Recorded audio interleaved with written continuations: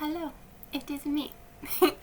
I have written you a little something because I'm a broke ass bitch and I'm struggling to piece together the pennies to buy presents for everyone, and I wanted to put some thought into your present. And while I could probably, figure that out, I don't want to get you something just for the sake of it. I want it to mean something, and I want you to get it on time.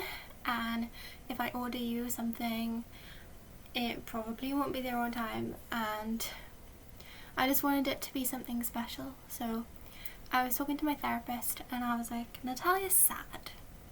And she was like, oh no, what can we do to help? And I was like, I don't know. And I was telling her that I'm struggling because you got me such a good Christmas gift, and I know Christmas isn't just about the gifts and stuff, but I want you to know that you mean a lot to me as well. But I'm just really struggling to build my money back up. Like, buying Anastasia tickets completely cleared me out, to be honest. It was kind of selfish of me to buy them. But like, I haven't seen her in forever, and that happened. I went into my overdraft, and every time I get paid I just kind of, I get sad, and then I buy shit I don't need, basically. So yeah, what I'm getting at is that I decided that for now I want you to have a gift that is specifically for you, that will let you know that you mean a lot to me. I know I can't fix how sad you are, and I can't make anything better, but I just want you to have something that's like, I'm valued and loved, and just to hold on to that, like, I know you know that already, but you're always so strong for me, and I want to be strong for you back, And why am I gonna cry right now? I'm not gonna cry. I don't know where my glasses are. I feel so ugly without them. I don't know where they are. So this is what we get. I'm wearing a Christmas jumper and trying not to be a sad bitch, but COVID is wrecking the place again.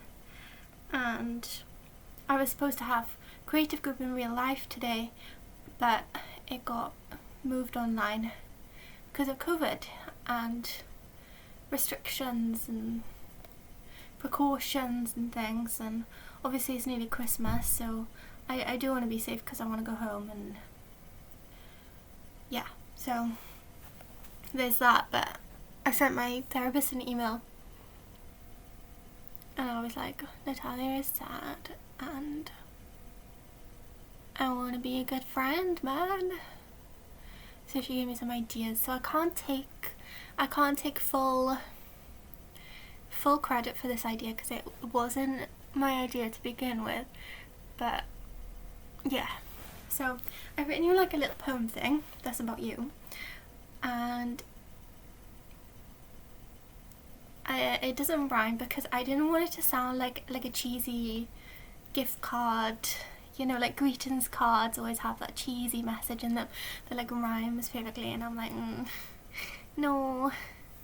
So it's just stuff. It probably is still cheesy, to be fair, but hopefully you like it, and I will get you something special when I have the funds to cover it. And Merry Christmas. Okay. I didn't even unlock my phone already. Like, I wrote it on Google Docs on my phone when I was lying in bed. So this is about you. Okay. Strong, full of life and love. Someone who makes you feel hope just by watching her being herself. A safe place, somewhere to go when you can't speak. Someone to laugh with when no one else gets the joke. A reminder that love is real and it's everywhere. It's in her favourite songs. It's in the "how are you doing? Look at this picture."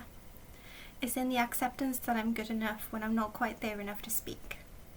It's in making me feel that friendship is a gift that I deserve. She made me believe in happiness again. She made me wish for a future in which we hug and hear our favourite songs together. She makes me want to forgive the world for the things it's done to me.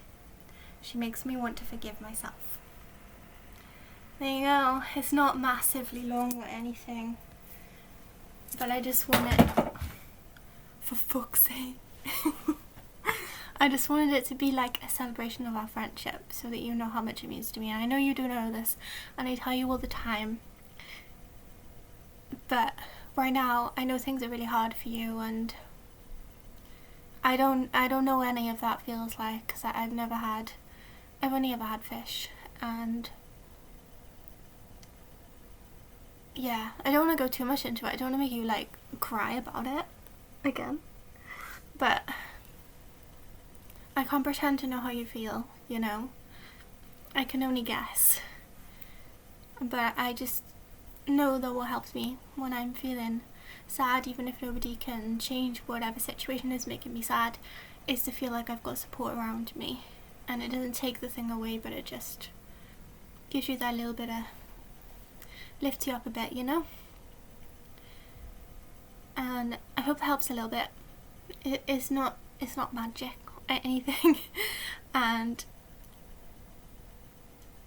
I was kind of struggling with the wording because I did not want it to sound like a greeting card. And I know that they usually rhyme and whatever, so I'm just going to tell her how important our friendship has been in like my own self-love journey and my belief in my ability to connect with other people, because I thought friendship was just not a thing that I could have. I thought that was for other people, not for me, and that because I'm a depressed person and sometimes I fall off the face of the earth and I look at messages but I don't reply, and people send me like songs and videos and things and I either don't look at them or I do but I don't say anything, and some people just can't handle that, and I lost a lot of people because of that. And I'm always just so struck by how I no longer expect everything to just fizzle out and go away, because I know that you're like a friend, like you're like a real one, and I don't have to be perfect. I don't have to try extra hard and not be myself to keep you around. I don't have to do anything like super duper fancy to keep you there. And I know that just sounds really childish, like I should be over childhood friendships falling apart, but once I left school and everyone started to go in there taking their adult paths, I was stuck and it was very lonely, and I thought I don't know how I'm ever going to make friends again. And then the term ghosting started being a thing, and then you don't talk to someone for a few days and they'll say you ghosted them, and I don't ghost people exactly. Sometimes I forget to exist to the point where I'm like, shit, I haven't brushed my hair in a million years and it's really naughty, and I haven't brushed my teeth, my room's a mess, and it's almost like I wasn't there for those few days, and I come back and I'm like, did anyone do anything while I was gone? Like, it's like I'm paralysed. I'm stuck in my own head and thinking things, and I can't get out. And for someone to be patient enough to wait for me to get back and to think of me as my best self all the time, so even when I'm like flaky and maybe I'm not as there for you as I want to be, you don't run away. And I know that's like, it's kind of the bare minimum in terms of like what friendship is supposed to be, but I didn't know that. I thought that I had to be something like miraculously special to be able to have a friend, and it's kind of helped me to believe in the fact that I can connect with people, they just have to be the right people. And I'm really glad that I've had the internet through everything, because I don't know what I would have done if I hadn't met you, you know? It's one of those things where I'm like honestly, I don't know what I don't know what I was thinking before I met you. Like, I genuinely think that I thought, I don't have friends, I'm not gonna have friends, friends don't exist. I'm usually, even if someone is my friend, until they refer to me as their friend, I'm afraid to refer to them as my friend, in case they don't consider me a friend. Like the girl I live with, her and her friend that lives here invited me out with them 1 or 2 times, and then they started going without me and they stopped inviting me, even though they made this whole song and dance about like, we're gonna be like a threesome of friends and we're gonna go out together and like we're all really similar, so it's really cool. And then they just stopped inviting me and they started going without me, and I started to think like, I don't know if we are friends or not, so I just tend to not refer to her that way. I don't know if she considers me a friend or not, because it seems more like some days she's really off with me, some days she's really nice to me, and I can't figure it out whatsoever. I don't know if we're friends. And I don't know why everything's so complicated to me, but I just don't know what's a friend and what isn't a friend when I meet people. I'm like, is this friendship now? Like, are we friends? But then I'm like, I don't think we are. It's not the end of the world. Like, she's much younger than me. She's like 21, I think, this year. She's 20 right now, I think. So she's 21 in December, and I'm 29. And I know like age difference isn't like a big thing when you're an adult, but like she's like the beginning of 20s and like the end of 20s are like different, and she's way further back in her healing journey than I am. She's very much like me, but before I got any help. So sometimes it's just not good for us to be friends. It's like we trigger each other, you know? But I do wish we were friends. But I don't want to just be desperate to make friends with anyone who breathes near me, you know? So I've just let it be what it is. And if it's not friendship, then it's not friendship. But I'm lucky that I do have a friend that I can, like, I know what I deserve. And if someone doesn't match that, like, you know, when I had that thing going on with that girl who lives here, and it was messy, and you had to help me every time I went back to her and stuff.